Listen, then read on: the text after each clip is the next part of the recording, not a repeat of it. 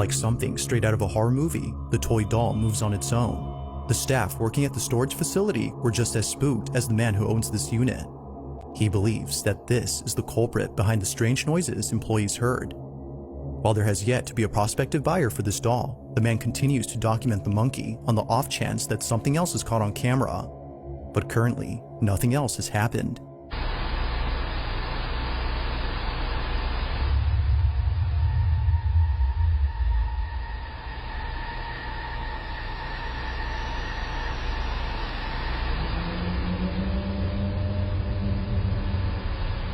Would you withdraw unlimited money from a cash point if you discovered a glitch? That's exactly what happened to Dan Saunders, and here's what happened to him. It was 2011 in Melbourne, Australia. Dan Saunders was a 29-year-old barman.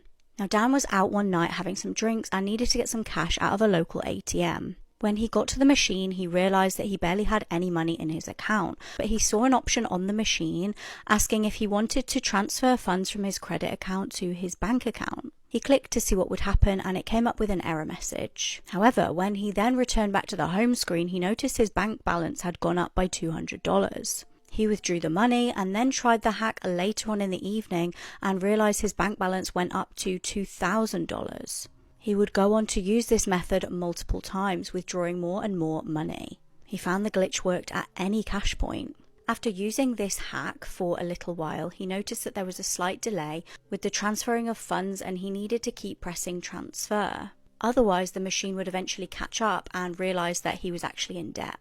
As long as he clicked transfer funds every single day, it never stated that he was in debt again. Now, Dan obviously started spending a large amount of money that he just didn't have, and his girlfriend got so concerned about this she actually broke up with him. He was by now living a lavish lifestyle. He was going to fancy hotels, going on expensive holidays, and even taking helicopter rides. After 3 months of this, though, he was experiencing panic attacks and other health issues. He racked up a spend of $500,000. He ended up feeling so guilty about this and so anxious that he tried to hand himself into the bank. They didn't seem that interested, though. They said they would contact police, but 3 years passed and he never heard anything. He ended up going to the local newspapers, and as soon as the story gained some traction, the police did get involved. He was arrested and charged with fraud and theft. He was given a year in prison and ordered to pay back compensation. These are the 5 films that harmed or killed the most animals in their productions. Number 5, Old Boy. Very infamous scene. Odesu just wants to eat something alive and eats the live octopus. But what you didn't know is they had to get that shot 4 times, bringing that to a total of 4 octopuses dead for that film. Number 4, Snow Buddies. For the making of this film, Disney shipped 28 puppies from a breeder in New York to Canada. Whilst being shipped, 15 of the pups ended up getting a parasitic illness, and 5 of those pups ended up dying, which is a kill count of 5. Number 3, Stagecoach. This film famously invented a specific device to break horses' legs. You basically attach wires to the front legs of a horse, and then when they ran to a certain point, you'd pull them back and they would barrel over. In the film, the effect looked sick. You'd have people shooting at people on horses and the horses would barrel over, but numerous horses naturally died from this practice. Number 2, get your vomit buckets ready, Milo and Otis. So this is a Japanese kids film using live action animals as its main characters. The film didn't actually use any CG or any camera trick when the animals were in peril, which meant that a cat was put in a box and actually thrown down a waterfall. A pug was drowned during a confrontation with a real bear. And there's a scene in the film where a kitten falls from a high cliff. It took about 30 times to get this shot, so that's about 30 kittens all thrown off a cliff. 30 kittens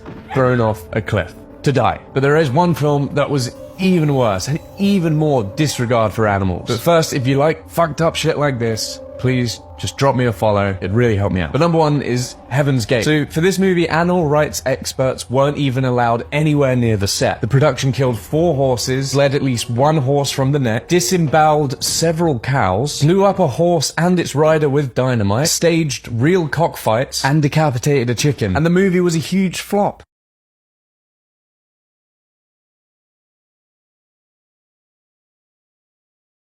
Okay, now this has got people outraged, because this is Doja Cat before fame, and this is Doja Cat now. This is Sam Smith before fame, and this is Sam Smith now. This is Miley Cyrus before fame, And this is Miley Cyrus now. This is Simon Cowell before fame. And this is Simon Cowell now. But here's the plot twist. This is a woman before she met Jesus. And this is that woman now. Remember, anyone who meets the Lord Jesus Christ will be changed from the inside out. And if you want Christ to restore your dignity and give you hope, put your trust in him today. But if you are already saved and you found this helpful, well, please do subscribe. These are the 10 most gruesome torture methods that humans have ever come up with. Number 10, acid baths. Basically, a person would be chained up and lowered slowly into a vat of acid, melting their skin off of their muscles and their muscles off of their bones. Number 9, bamboo torture. Now, bamboo shoots can grow at speeds of up to 1 inch per hour, which is incredibly fast. Victims are tied securely above young bamboo shoots and are allowed to slowly grow into the body of the victim. But if you think that's bad, don't worry, it gets so much worse. Number 8, the Judas cradle. Victims are placed on this pyramid-shaped seat with the point slowly inserted into their wow, and then they were slowly lowered onto it by ropes. Because of the ropes, torturers could prolong the death and pain for hours and sometimes even days. Number 7, the German chair. Their legs and arms are secured to the metal seat and then they're slowly lowered towards the ground. Basically, if you push back fast enough, the back will just break. By the way, I'm a very small creator. If you're enjoying this, please drop a follow. Number 6 is the brazen bull. This one is my personal Roman Empire because there's a beautiful twist to the story of this one. So basically, it was a big metal hollow bull. You'd get a victim, put them inside, shut the door, light a fire underneath, and cook them alive. The bull was designed in such a way to amplify the screams of the victim, making it sound like a bellowing bull, so that people hearing the torture would know not to get out of line. This boy's parents bought him a gun as a Christmas present. He would end up becoming a school shooter. It was the 30th of November at Oxford High School in Michigan. Rumours had been circulating at the school about the potential of a mass shooting, and the school had investigated this. The school published a note to parents stating that they couldn't find evidence of an active threat. A horrific incident had occurred in the November where a severed deer's head was thrown off the school roof onto the playground. Teachers still deemed there to be no threat to students, though. The teachers and students had been part of active shooter drills, and the doors had safety locks fitted. Now, just as a side note, when I worked at an American summer camp, as part of my induction, we had to do active shooter drills with real firearms, and I thought it was absolutely horrifying. On the day in question, 15-year-old Ethan Crumbley entered the school armed with a semi-automatic handgun. CCTV captured him firing into the hallways and systematically going from room to room, classroom to classroom, firing at his fellow students. A voiceover on the intercom alerted students to the threat, and several students and teachers barricaded doors. Ethan went round firing his weapon through the locked doors. Police received over 100 911 calls and raced to the scene. The entire shooting lasted around 5 minutes, and Ethan callously murdered 4 students and injured 7. Students escaped out of windows and were evacuated to nearby locations. A local woman helped fleeing children into her house. Ethan was arrested unharmed. The victims were 17-year-old Madison Baldwin, 16-year-old Tate Meyer, and Hannah St. Juliana, aged 14. Tate was apparently injured trying to stop the gunman. 17-year-old Justin Schilling succumbed to his injuries just days after the shooting. Now, Ethan was charged as an adult for his crimes, and in December 2023, he was given life imprisonment without the possibility of parole, plus 24 years. Interestingly, his parents were then charged with involuntary manslaughter. It transpired that they failed to take steps that they could have taken in order to prevent the tragedy. They'd purchased the gun as a gift for Ethan and failed to keep it properly secured. They'd also actually been called into the school for a discussion after Ethan had drawn a violent picture, including a weapon. It was just hours later that he began his rampage. His parents, Jennifer and James, failed to attend court, and a manhunt ensued. They were finally hunted down by police in Detroit. They were convicted of involuntary manslaughter and were given 15 years in prison with the possibility of parole after 10 years. Who are the 7 princes of hell? Each of these demons represent the 7 deadly sins: pride, envy, gluttony, lust, sloth, greed, and wrath. However, a few of the 7 princes of hell aren't actually demons. I'll explain this later in the video. These are the 7 demons and what sin they represent. Lucifer represents pride. Beelzebub represents gluttony. Asmodeus represents lust. Leviathan represents envy. Belphegor represents sloth. Mammon represents greed. And Satan represents wrath. Lucifer is not a demon, but he's actually an angel, believed to be either a cherub angel or a seraphim angel. Beelzebub also was originally a leading angel in heaven before he fell from grace. More particularly, he was a seraphim angel. If you're interested in all of the angelic races, look at my playlist on my page called Biblically Accurate Angels. It's too much to be a coincidence. They came to me and said, I'd like my deposit back. I can't live in that house anymore. We have to move out. It's haunted. After acknowledging that something was going on in my house, I did get in touch with Sean and her acquaintances to come and investigate my house. I am what's considered a sensitive. I can go into someone's home. I can tell basically who's there, describe that person, pick up on personalities and such. Me and a couple of friends of mine, we ended up going over there, to check things out. He was saying some things were going on at his house that he couldn't explain. We set up cameras and audio equipment, did some atmospheric tests in the house. I do remember them specifically telling me, leave the air conditioning off, don't open any windows, don't turn any fans on, because they didn't want any kind of movement from outside to inside or from one room to another. The room was very, very still and very, very hot. I picked up on Randy right away. I know she's there. I don't think she's very happy with Kevin's current girlfriend being in the house. I know she hates Susan. I know she hates my girlfriend. There's no doubt about it. As the night went on, Kevin was talking about his wife, the type of woman that she was, how controlling she was, and he got a little more excitable when he was talking about it. I mean, his voice rose up. This banner's on the counter the whole time. The banner is about 8 feet long and 3 feet wide with a big picture of her in the middle of it. The more he talked about his wife and the louder he got, this banner that was on the kitchen counter, all of a sudden the piece that was hanging over a little bit started waving. And I had my back to the banner, and all of a sudden it just moved. There was no fans, there was no AC, no windows were open, no doors were open. There was nobody there. This thing just shot off of the counter like somebody just grabbed it and just snatched it off of the counter. It wasn't like it just nonchalantly slid off the counter because of weight or gravity. This banner was yanked off the countertop onto the floor. At the same time, I had mentioned my wife's name.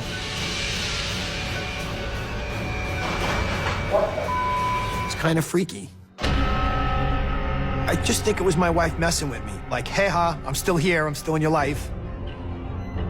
Between the banner incident and the unexplained walking on the floor, I am convinced it is Kevin's wife that's in that house.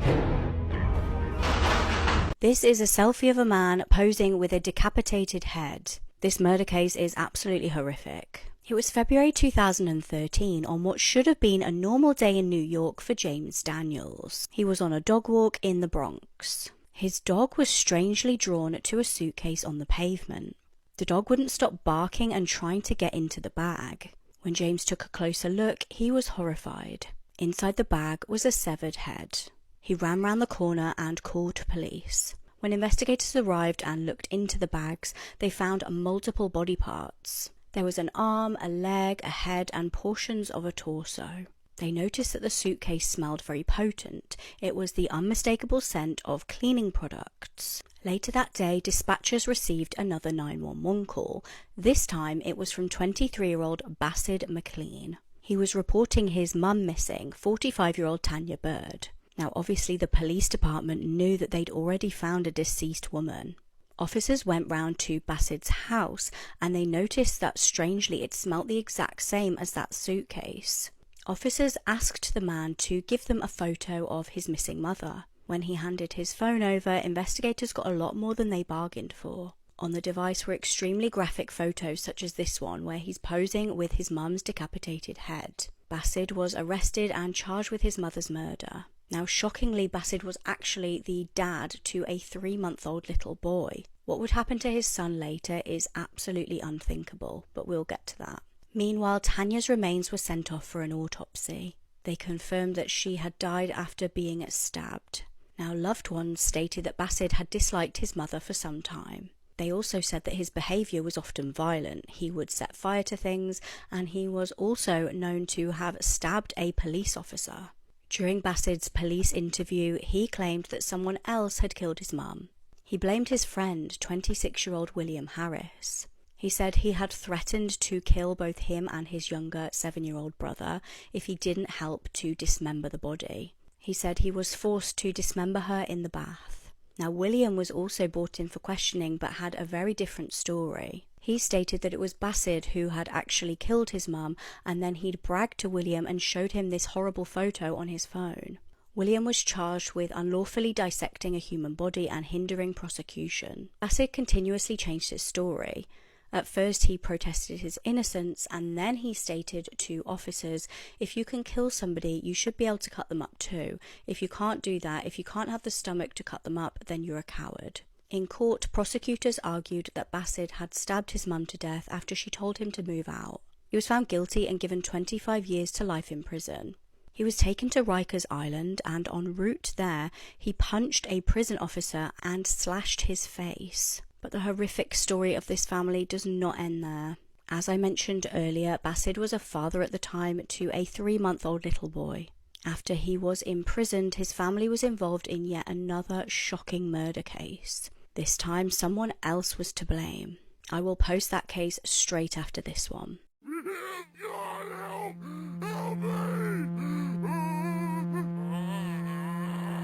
This case has so many twists and turns that you won't know what to believe. It was the 13th of July 2017 in McLean in Virginia. Pam Hagen lived in a luxurious house with her daughters and one granddaughter. These were 24-year-old Helen, 34-year-old Megan, and Megan's 8-year-old daughter. Pam was a loving mother who was generous to her daughters, who she just wanted to have a better life. Behind the scenes, though, things were getting tense in the household. Pam was reportedly planning to buy her youngest daughter Helen a house. She apparently was refusing to do the same for her eldest daughter, though, which was causing tension. Another issue was that although Pam wanted to buy a house for Helen, she didn't like Helen's boyfriend. She told Helen that she would buy her the house under the condition that her boyfriend Carlos didn't live there. On the day in question, Pam began to panic. She'd had a notification that someone was trying to steal $400,000 out of her bank account. She asked Megan if she could go to the bank and try and sort this out. Megan did so, and she was captured on CCTV doing this. The issue seemed to be resolved until the next day. At 11:30 a.m, Helen's boyfriend Carlos got a panicked call from Helen. He said she sounded really scared. He said that Helen had said that Megan had killed their mum. It's not really clear what happened between the time period of 11:30 a.m. and 1:15 p.m, but it's believed that Carlos then tried to ring her back at 1:15 p.m. This time he wasn't able to get through to Helen. He rang police and told them that he feared something really bad had happened to her as well as the mum. At 3 p.m, police arrived on the scene to discover 2 dead bodies. Pam was deceased in the utility room and had a blanket covering her and a phone on top of her. Helen was also deceased in the upstairs bathroom with a rifle between her legs. She had a gunshot wound to the head. When police tracked Megan down and interviewed her, she said that she was at the house earlier on in the day, and then her mum and sister had started having an argument. She said it was an argument about the buying of the house and Carlos not being allowed to live in the house. It seemed that the deaths may have been a murder and then a self-unaliving. However, officers were skeptical and they felt that the scene had been staged. There was physical evidence pointing to the fact that things had been set up. There was a significant lack of blood on the rifle. There was also evidence that the phone on top of Pam's body had been wiped clean. Why would this be the case unless somebody was trying to get away with a crime? The most damning piece of evidence was Helen's gunshot wound. It was eventually determined she'd actually been shot in the top of the head. Then came a shocking confession. Megan finally admitted that the fraudulent bank transfer attempt had come from her and it was her trying to get her mum's money. She did, however, maintain innocence relating to the murders. She was then charged with double murder in 2018. Now, initially at her trial, she was found guilty of both murders and given 2 life sentences. However, the story does not end there. In 2022, the conviction was overturned. It was found that juror misconduct had occurred. A member of the jury had apparently tried to recreate the murder scene and found that the theory that Megan's defense team had presented, which was effectively that Helen had put the rifle between her legs and used her toe to pull the trigger, wasn't actually plausible. The fact that she'd done this and then shared this information with the rest of the jury was juror misconduct. There was then a retrial in 2023. Finally, Megan was found guilty again in 2024 and given life in prison. This man from Stevenage used his position as a police officer to get away with unspeakable crimes. It was October 2021 in Hertfordshire. David Carrick, originally from Wiltshire, was a Metropolitan Police officer. He was taken in for questioning after being arrested himself this time for a serious allegation. A woman came forward to say that the pair had met on a dating app and he'd then R'd her. She told police that he tried to get her drunk and then R'd her in a hotel room. Now, this obviously gained media attention, and over the months that followed, David's face was on news channels and he started getting recognised. This was the catalyst that enabled more brave victims to come forward.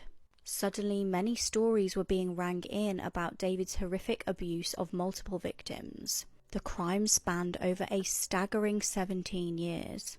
The victims were from multiple different areas, and police were stunned by how similar their stories were. David had clearly been incredibly manipulative and controlling. He'd been a police officer for over 20 years. Obviously, with his position came a lot of power and the ability to abuse that power. Victims stated that he used his job in order to intimidate them and state that they wouldn't be believed. He convinced the women that they wouldn't be taken seriously if they reported the crimes. Now, David shockingly had been reported a total of 9 times. Infuriatingly, none of the complaints resulted in any charges. He was allowed to continue to have access to really vulnerable people in his job as a police officer.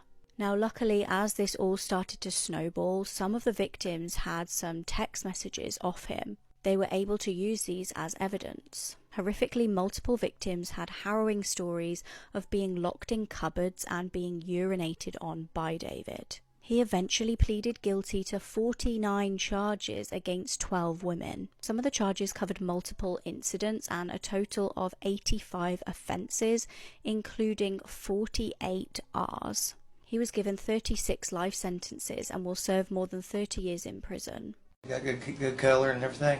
Oh, yeah. I like it. Good deal. Might be one of the best investments we ever made, man. Wish Oh, yeah. we had it in here earlier tonight with all that bullshit that's fucking going on. Yeah, I know. We could have got it on camcorder then. It'd been awesome as shit. Yep. Oh, fuck. About ready to turn in and hit the bed? Oh, yeah. I'm ready. It's about 2:30, 3 o'clock in the friggin' morning, probably. God. Look. Listen. What is that, baby?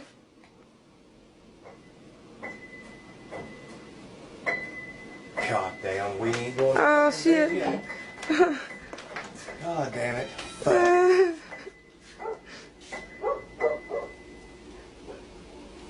Son of a bitch. Let me hold it, Jerry, real quick. Watch out. Okay. I'll be straight back, baby. Okay. Oh, shit.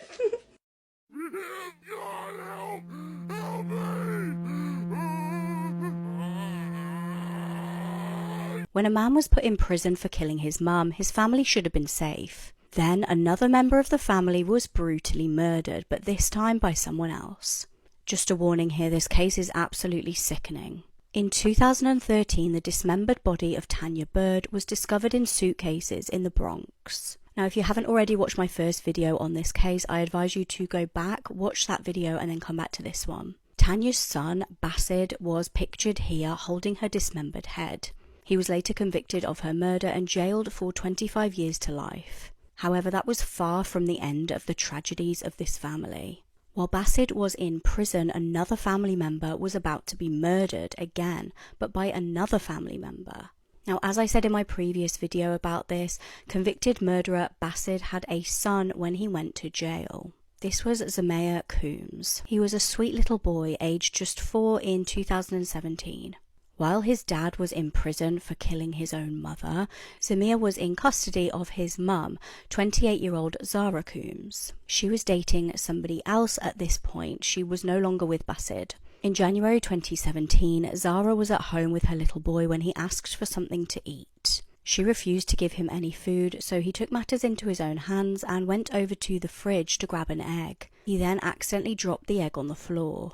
She reportedly became so enraged that she beat him to death with a broomstick. The little boy didn't stand a chance. She then callously put his body in a storage container and carried on with her daily chores, like feeding her little baby. When Zara's boyfriend returned about 20 minutes later, he found the absolutely horrifying scene. He was confronted by the realization that his girlfriend had just murdered her own child. He rang police, they raced to the scene and rushed the little boy to hospital, but it was tragically too late. Shockingly, she was only given 17 years in prison after pleading guilty to manslaughter and endangerment of a child. Free, unlimited energy for the entire world. They really tried to tell us it wasn't possible. Alright, calm down there, Mr. First Law of Thermodynamics, because we had one of the smartest people in history on the job. It's said that Nikola Tesla actually invented a system for free, wireless electricity accessible by everyone on Earth. Turns out, he may not have been the one who came up with it, but was using ancient knowledge over 5,000 years old. Tesla is famously quoted as saying, "If you want to find the secrets of the universe, think in terms of energy, frequency, and vibration."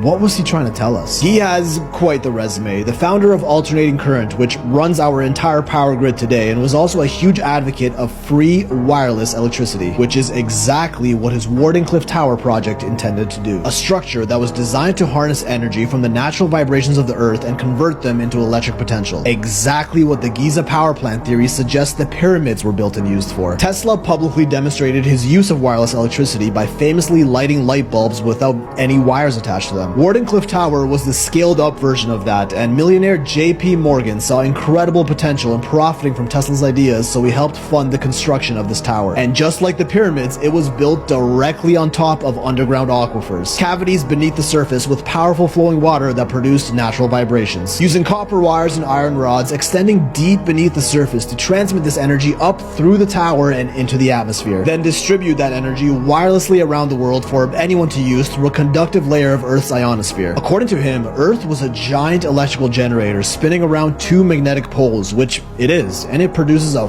ton of energy. In the 1897 patent Tesla filed, he claimed that at a certain altitude above the Earth, there's a stratum of air that can conduct electric currents, which at the time was considered wacky pseudoscience, but in 1952 was discovered to actually exist, known as the Schumann resonances. Through this conductive layer of the atmosphere, the electricity would theoretically be distributed around the world via a network of receiving towers. Tesla, along with many eyewitness reports, claimed that the tests of the tower in 1903 were incredibly successful. They lit up the night sky and even powered nearby objects. Newspapers even reported on it, like this: Tesla's amazing plan to harness free currents, back when you could actually report on the news without getting censored. But ask any debunker who wasn't there and they'll tell you these towers didn't produce enough electricity to be useful and were also harmful to anyone near them. In order for this network of wireless energy to work, it would need quite a few of these towers in key locations around the world. When Tesla asked JP for more money to continue his work, Mr. Morgan took a look and realized it wouldn't end well for him if he continued. JP Morgan owned General Electric, AT&T, copper and coal mines, lumber yards, rubber plants, steel mills, railroads, all of which required the consumption of traditional fuels to keep running. If he invested in more of these towers to deliver virtually free energy to everyone in the world, it would render the rest of his businesses obsolete. So he cut off funding and even told his rich friends to ignore this project, despite Tesla sending him monthly letters asking for more money for 5 years straight. Tesla lost his funding, the tower was destroyed, and he died relatively poor, having all of his work seized by the government after his death, never to be seen again. And strangely enough, the Government Office of Alien Property was standing by and ready to take a shit as soon as Tesla passed in 1943, raiding his New York City apartment and warehouses, confiscating all documents, some of which were given to a certain John G. Trump. Quite an interesting tale for another time. Skeptics love calling Tesla a mad scientist crackpot, dismissing this theory as pure fiction, but his list of inventions is among the most impressive out of almost anyone in history. Along with his revolutionary experiments, Tesla invented AC electricity, which powers your home, and the electric motor,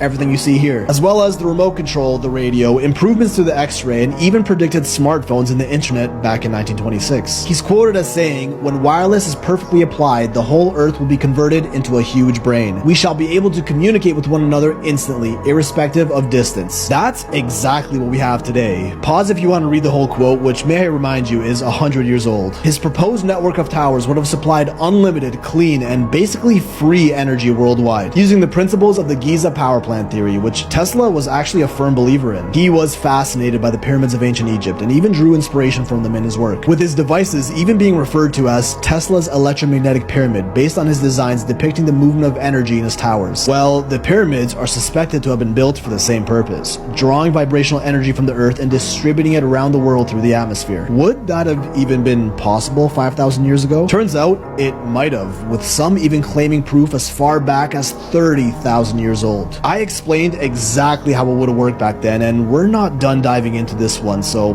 check it out for more. Imagine waking up hearing screams coming from your neighbour's house. What would transpire is Hawaii's worst mass killing in over 20 years. It was just after 8:30 a.m. on the 10th of March 2023 in Honolulu. The neighbourhood of Walawa Place was a lovely area to live. On the morning in question though, a neighbour rang police very concerned. They could hear screaming coming from the Oda family home. The house was occupied by 3 children aged 17, 12 and 10 and their parents. Their dad was Paris Oda and their mum was Naoko Oda. They lived in the area for 10 years in a luxurious property. Officers arrived at the scene and knocked on the door. However, the place was eerily silent, and instead of investigating further, the police simply left. Then there was another call half an hour later. This time the call came from inside the home. There was actually a tenant inside. She told the operator she'd heard screaming and locked herself in the bedroom. Horrifically, she'd seen blood seeping through the door. Police again showed up at the property and helped the tenant clamber out of the window. When they forced entry into the property, they found 5 dead bodies. The bodies were the members of the Oda family. 2 children were found dead in their bedrooms. In the master bedroom were the bodies of another child and their mother. The family members had been stabbed to death brutally with a kitchen knife. The victims all had defensive wounds, which displayed that they'd been aware of what was happening and they tried to protect themselves. It became apparent that the culprit for this killing was Paris, their dad. He'd murdered his family before taking his own life. Now this left the local community with more questions than answers. He was a quiet man with no prior record of violence. There didn't seem to be a motive, and to the outside community there was no warning signs. But Paris had a secret that was eating away at him. He worked as a chiropractor and was fairly successful with his own clinic. As I said, the family lived in a fairly luxurious home and had previously spent $1 million on it. Paris, however, was being sued. He had mounting debts on unpaid rent on the building that he ran his clinic out of. His colleagues noticed he was sinking into depression. He had over $90,000 he needed to pay back. He was falling behind on car payments and loans. Horrifically, he'd actually told relatives that he bought a gun and planned to kill his family. He'd reportedly said that he'd rather die than go to jail for unpaid debts. He callously had texted his wife at one point stating that they needed to end their lives and take the kids with them. He said no one could take better care of the kids than them. I would argue that knowing what we know now, literally anyone in the world would have taken better care of those children than him.